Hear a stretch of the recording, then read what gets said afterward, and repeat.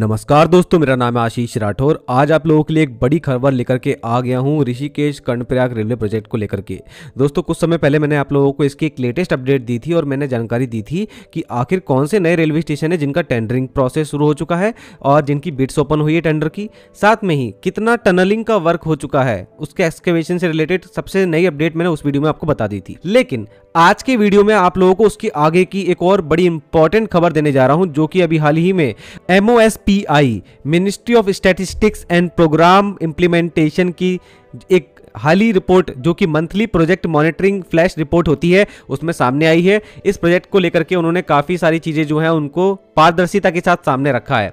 उन्होंने सबसे पहले तो बता दिया दोस्तों, इस प्रोजेक्ट में 38,953 करोड़ रुपए लगने वाले हैं, जिसमें से अभी तक अक्टूबर 2025 तक 24,645 24,645 करोड़ रुपए लग चुके हैं, जिससे अभी अक्टूबर 2025 तक 65% फिजिकल वर्क अचीव किया जा चुका है इस प्रोजेक्ट में। ये लेटेस्ट अपडेट है। साथ में ही एक्सकेवेशन का वर्क, जो कि 213 किलोमीटर में 213 किलोमीटर में होना है, जो हमारी एस्केप टनल है और मेन टनल है, दोनों को मिला करके उसमें 201 किलोमीटर का काम कंप्लीट हो गया है और अप्रॉक्स बताया जा रहा है कि 10 किलोमीटर का काम ओनली रह गया है एक्सकेवेशन का ब्रेक थ्रू होने का, जिसमें टोटल 6 ब्रेक थ्रू जो है वो होने हैं, जो कि main tunnel and escape passages को कवर करते हैं। ये काम पेंडिंग रह गया है धालवाला और नीरगड्डू के बीच में।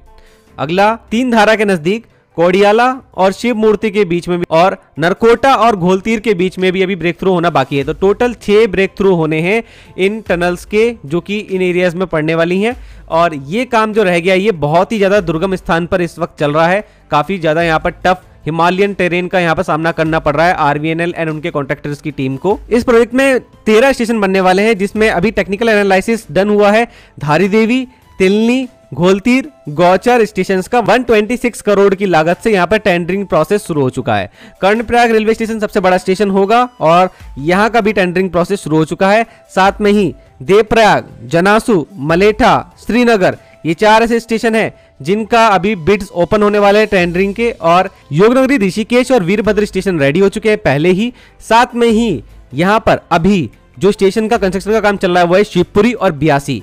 तो योगनगरी, ऋषिकेश और वीरभद्र स्टेशन को अगर अलग रखें, क्योंकि उनका कंस्ट्रक्शन हो चुका है, तो 11 स्टेशन का काम कुछ इस तरीके से चल रहा है।